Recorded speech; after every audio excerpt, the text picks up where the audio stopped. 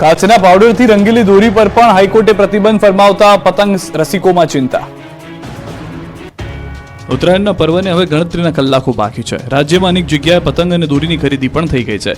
એવામાં હાઈકોર્ટે કાચના પાવડરથી રંગેલી દોરી પર પણ પ્રતિબંધ ફરમાવતા પતંગ રસિકો ચિંતામાં મુકાયા છે. હાઈકોર્ટે આદેશ કર્યો છે કે રાજ્યમાં માત્ર ચાઇનીઝ દોરી પર જ નહીં, બજારમાં વેચાતી દોરીઓ પર જેમાં કાચના પાવડર ચડાવીને વેચવામાં આવે છે એના પર પણ પ્રતિબંધ છે. હાઈકોર્ટે જણાવ્યું હતું કે કોટન દોરી કે જે ગ્લાસ કોટિંગ કાચના પાવડરથી રંગાયેલી દોરી હોય એના ઉત્પાદન, વેચાણ, વપરાશ, ખરીદવા પર પ્રતિબંધ છે. ત્યારે હાઈકોર્ટે આ મામલે સરકારને કાર્યવાહી કરવાના પણ નિર્દેશ આપ્યા છે. એને લઈને હવે પોલીસ ગ્લાસ કોટિંગ કરેલી દોરીનું ઉત્પાદન, વેચાણ, વપરાશ તેમજ ખરીદવા સામે કાર્યવાહી થશે. સરકાર દ્વારા આ મામલે 13 જાન્યુઆરી સુધીમાં ઠોસ અને અસરકારક પગલાં લેવા માટે કોર્ટમાં ખાતરી આપવામાં આવી છે. આપને જણાવી દઈએ કે ચાઇનીઝ દોરી અને નાયલોન દોરી પર પ્રતિબંધ પહેલાથી હતો, પરંતુ હવે ગુજરાત હાઈકોર્ટ દ્વારા કાચ, પાયલ, કોટન થ્રેડ દોરી ઉપર પણ પ્રતિબંધ લગાવી દેવામાં આવ્યો છે. જેને લઈને હવે કાચની દોરી પાતા વેપારીઓની ઉત્તરાયણ બગડશે તો પતંગ રસિકોની ઉત્તરાયણ કાચના પાવડરથી રંગેલી દોરી વગરની ઉત્તરાયણ ફિક્કી સાબિત થશે. ચાઇનીઝ દોરી વેચનાર વેપારીઓ પર મોરબી અને બારડોલીમાં તવાઈ. મોરબીમાં ચાઇનીઝ દોરીનું વેચાણ કરતા વેપારીઓ પર તવાઈ બોલાવી છે. મોરબીમાં ચાઇનીઝ દોરી વેચનારા હોલસેલ વેપારીને પોલીસે ઝડપી પાડ્યો. વિપુલ હિરાણી નામના ઈસમની પોલીસે ધરપકડ કરી. રૂપિયા 2,65,000ની કિંમતની 408 નંગ ચાઇનીઝ દોરીની ફિરકી સાથે ઝડપી લેવાયો. આ બાજુ ઉત્તરાયણ પહેલા સુરત જિલ્લા પોલીસ એક્શન મોડમાં આવી છે.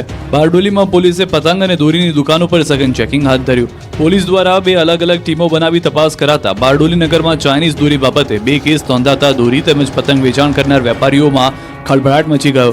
હજુ ઉત્તરાયણ પહેલા બારડોલી ટાઉન પોલીસ દ્વારા વધુ સઘન ચેકિંગ હાથ ધરવામાં આવશે. વડોદરામાં ચીકી, ઊંધિયું, જલેબીનું વેચાણ કરતા એકમો પર તવાઈ.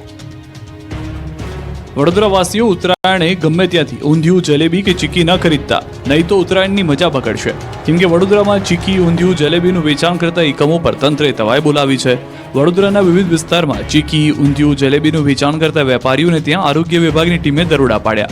શહેરના 9 યુનિટ અને 77 દુકાનોમાંથી ચીકી, ઊંધિયું, જલેબીના 188 નમૂના લેવાયા. ફૂડ સેફ્ટી ઓફિસરો દ્વારા શહેરના જુદા જુદા વિસ્તારમાં સરપ્રાઇઝ ચેકિંગ કરી નમૂના લેવામાં આવતા ફફડાટ ફેલાયો. નમૂનાઓને પૃથ્થકરણ અર્થે લેબોરેટરીમાં મોકલાયા, પણ ફૂડ વિભાગની ટીમ મોડે જાગતા રોષ ફેલાયો. સવાલ એ છે કે 14-15 જાન્યુઆરી બાદ રિપોર્ટ આવે તો પછી આ નમૂના લેવાનો અર્થ શું? લોકો તો હજારો કિલો ચીકી, ઊંધિયું આરોગી ગયા હોય, તે બાદ નમૂના ફેલનો રિપોર્ટ આવે તો શું કામનો? ગુજરાતમાં આવતીકાલથી ઠંડી મચાવશે કહેર. 2 થી 4 ડિગ્રી તાપમાન ઘટશે. ગુજરાતમાં શિયાળાનો અસલી રંગ શરૂ છે. મોટાભાગના શહેરોમાં તાપમાનનો પારો 10 ડિગ્રીથી નીચે ઉતરી ગયો છે. ત્યારે નલિયામાં 5.6 ડિગ્રી ઠંડી સાથે સૌથી ઠંડુ શહેર રહ્યું. તો રાજકોટમાં 8.3, અમરેલીમાં 8.4, વડોદરામાં 9.2, પોરબંદરમાં 9.6, ડીસામાં 9.8, ભુજમાં 10.4, મહુવામાં 10.7, સુરેન્દ્રનગરમાં 11, ભાવનગરમાં 11.7, અમદાવાદમાં 12 અને ગાંધીનગરમાં 12.2 ડિગ્રી તાપમાન નોંધાયું છે. ગુજરાતમાં પવનની દિશા બદલાતા હાલ પવનની ઝડપ ઘટી છે, એટલે ઠંડીથી થોડી રાહત મળી છે. પરંતુ ગુજરાતીઓ આવતીકાલથી ફરી ધ્રુજવા માટે તૈયાર થઈ જજો. હવામાન વિભાગે આગાહી કરી છે કે આવતીકાલથી ફરી કાતિલ ઠંડીનો પ્રકોપ રહી શકે છે. 24 કલાક બાદ ફરી ઠંડીનો પ્રકોપ રહી શકે છે. 24 કલાક બાદ 2 થી 4 ડિગ્રી તાપમાન ઘટી શકે છે. બીજી તરફ પતંગ રસિયાઓ સારા સમાચાર આવી રહ્યા છે. હવામાન વિભાગના કહેવા પ્રમાણે ઉત્તરાયણના દિવસે સામાન્ય પવન રહી શકે છે. પ્રતિ કલાક 10 થી 15 કિલોમીટરની ઝડપે પવન ફૂંકાઈ શકે છે. ઉત્તરાયણના દિવસે પણ ઠંડીનો ચમકારો રહી શકે છે. તો અંબાલાલ પટેલનું માનીએ તો ભર શિયાળે પંખા ચાલુ રાખવા પડી શકે છે. ભર શિયાળે પરસેવો છૂટી જાય તેવી ગરમી પડશે. ગુજરાતના વાતાવરણમાં આવશે મોટો બદલાવ. 14મી જાન્યુઆરીથી ઠંડીમાં મળશે મોટી રાહત. દક્ષિણ ગુજરાતમાં પારો 32 ડિગ્રીએ પહોંચી શકે. 14 થી 18મી સુધી વાદળો આવવાની શક્યતા છે. કેટલાક ભાગમાં છાંટા પણ પડી શકે છે. અમદાવાદમાં ધોરણ 3ની બાળકીનું સ્કૂલમાં જ મોત. આંતરિક ઓર્ગન્સમાં તકલીફ હોવાના કારણે મૃત્યુ. ધોરણ 3માં ભણતી માસૂમ બાળકી 1.5 મિનિટના સમયગાળામાં જ અચાનક ઢળી પડી. હોસ્પિટલ પહોંચાડે, પરંતુ કમનસીબે તેઓનો જીવ ન બચાવી શકાયો. હૃદયને હચમચાવી નાખતી આ ઘટના અમદાવાદની ઝેબર સ્કૂલની છે, જ્યાં સવારે 7:34 આસપાસ ગાર્ગી રાણપરા નામની આ બાળકી સ્કૂલની લોબીમાં દેખાય છે.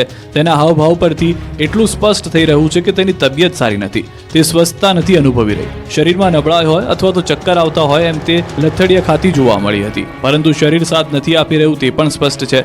તો થોડી સેકન્ડ માટે ફરી ઊભી રહી જાય છે. થોડી વાર ઊભી રહ્યા બાદ તે 2 ડગલા માંડે છે. પરંતુ આ 2 ડગલા જાણે કે તેની નાનકડી જિંદગીના છેલ્લા 2 ડગલા હતા. તરત જ જ તે બાજુમાં પડેલી ખુરશી પર બેસી જાય છે. એક તરફ માથું ઝુકાવીને હાથ લમણે લઈ જાય છે, જે સ્પષ્ટ કરે છે કે તે ગંભીર સ્થિતિમાં પહોંચી ગઈ છે.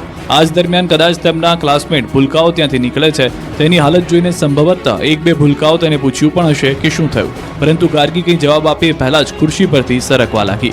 બિચારા ભૂલકા ગંભીરતા જાણતા ન હતા અને નહોતી પણ જાણ કે ગાર્ગી સાથે જે થઈ રહ્યું છે તે શું છે. એટલે બાળકો ત્યાંથી પોતાના ક્લાસરૂમ તરફ જતા રહે છે. શિક્ષિકાઓ પણ ત્યાં જ ઊભી છે, પરંતુ ગાર્ગી તરફ તેમનું ધ્યાન નથી. પરંતુ દૂર ઊભેલા એક શિક્ષિકાનું ધ્યાન ખુરશીથી ગબડેલી ગાર્ગી ઉપર પડ્યું. બધા દોડીને ત્યાં પહોંચ્યા અને ગાર્ગીને મદદ કરવાનો પ્રયાસ કર્યો. માત્ર ગણતરીની સેકન્ડોમાં જ માસૂમ ગાર્ગીએ દુનિયાને અલવિદા કહી દીધું. ગાર્ગીના માતા પિતા હાલ મુંબઈમાં છે. તે અહીં દાદા દાદી સાથે રહેતી હતી. આ સમાચાર સાંભળીને પરિવાર આઘાતમાં ગરકાવ થઈ ગયો. શાળાના આચાર્યના દાવા પ્રમાણે ગાર્ગીના આરોગ્યને લઈને એવી કોઈ જ ગંભીર મેડિકલ હિસ્ટ્રી નહોતી. હાલ તો નાનકડી બાળકીની આ પ્રકારે ઓચિંતી વિદાયથી શોકની લાગણી પ્રસરી છે. સાથે જ દરેક માતા પિતા પણ પોતાના બાળકોના સ્વાસ્થ્યને લઈને ચિંતાતુર થઈ ગયા છે. કડકડતી ઠંડીમાં હળવદ અને ટંકારામાં તસ્કરોનો કહેર. મોરબીના હળવદ અને ટંકારામાં તસ્કરોએ તરખાટ મચાવ્યો. હળવદના ક્રિષ્ના પાર્ક વિસ્તારમાં અડધી રાત્રે ચોરો આવ્યા હતા. રાત્રે કોઈને ખબર ન પડે તે રીતે સોસાયટીમાં ઘૂસ્યા હતા અને અનેક ઘરના દરવાજા ખોલી ચક્કર મારતા કે દેખાયા હતા. હાથમાં ચપ્પલ લઈને ફરવાની એક જ મોડસ ઓપરેન્ડી ધરાવતા હોવાનું સામે આવ્યું છે. તો હળવદમાં ફરી એક વખત તસ્કરોએ તરખાટ મચાવ્યો. રણજીતગઢ ગામે મંદિરમાં તસ્કરો ત્રાટક્યા. તસ્કરોએ મંદિરમાંથી ચાંદીના છત્તરની ચોરી કરી. ભગવાનના ચાંદીના આભૂષણોની ચોરી કરવાની ભક્તોને જાણ થતાં રોષ ફેલાયો. પોલીસ ફરિયાદ કરી. હળવદ પોલીસ કડકમાં કડક પગલાં લે તેવી માંગ ઉઠી છે. અમરેલી લીટરકાંડ બાદે ધરણા પર બેઠેલા પરેશ ધાનાણીની તબિયત લથડી. આવતીકાલે બંધનું એલાન. અમરેલીના ધારાસભ્ય કૌશિક વેકરિયાને બદનામ કરતા લીટરકાંડ મામલે હવે અમરેલી પોલિટિકલ રીતે એપી સેન્ટર બની ગયું છે. ધારાસભ્ય કૌશિક વેકરિયા અને જિલ્લા પોલીસ વડાને અલ્ટિમેટમ આપ્યા બાદ પરેશ ધાનાણી 24 કલાક માટે નારી સ્વાભિમાન આંદોલન પર બેઠા હતા. રાજકમલ ચોકમાં સવારે 10 વાગે અમરેલી લીટરકાંડમાં પાયલ ગુટીના સમર્થનમાં પરેશ ધાનાણીના 24 કલાકના ધરણા પૂરા થયા હતા. જોકે તેમણે વધુ 24 કલાક ધરણા જારી રાખવાની જાહેરાત કરી. એટલું જ નહીં, આવતીકાલે 11 જાન્યુઆરી અમરેલી બંધ રાખવાની વેપારીઓની અપીલ કરી. આવતીકાલે શનિવારે સવારે 10 વાગે ધરણા પૂર્ણ થશે. આવતીકાલે અડધો દિવસ ધંધા રોજગાર બંધ રાખવા વેપારીઓને અપીલ કરી. ધરણાને આગળ વધારવા અરજી કરી છે. મંજૂરી મળશે અને જો નહીં મળે તો પણ પરેશ ધાનાણી ધરણા કરશે. બીજી તરફ પાયલ ગુટી સાથે બનેલી ઘટનાને લઈને પોલીસ અને નેતાઓ પર પરેશ ધાનાણીએ પ્રહારો કર્યા. તો તપાસ કરતી એસઆઈટી ટીમ પર કોંગ્રેસને વિશ્વાસ ન હોવાનો આક્ષેપ કરવામાં આવ્યો. પરેશ ધાનાણીએ પ્રહાર કર્યા કે એક કુંવારી કન્યાની આબરૂ લેનારી અમરેલીની કલંકિત ઘટનાએ સમગ્ર ગુજરાતનું નાક વાઢ્યું છે. ત્યારે એક નિર્દોષ દીકરીના ન્યાય માટે લડત લડીશું. આંદોલનને પરિણામ સુધી આગળ ધપાવવા માટે હાકલ કરી. સતત 10મા દિવસે ધાનેરામાં જોવા મળ્યો વિભાજનનો વિરોધ. 10 દિવસથી ધાનેરાના રોડ પર કંઈક આ પ્રકારે વિરોધ પ્રદર્શન થઈ રહ્યા છે. ન્યાય આપોના નારાઓથી ધાનેરાનું આકાશ ગુંજી રહ્યું છે. કામ ધંધા મૂકી વેપારીઓથી માંડી લોકોએ 10 દિવસથી ઉપવાસ આંદોલનના મંડાણ કર્યા છે.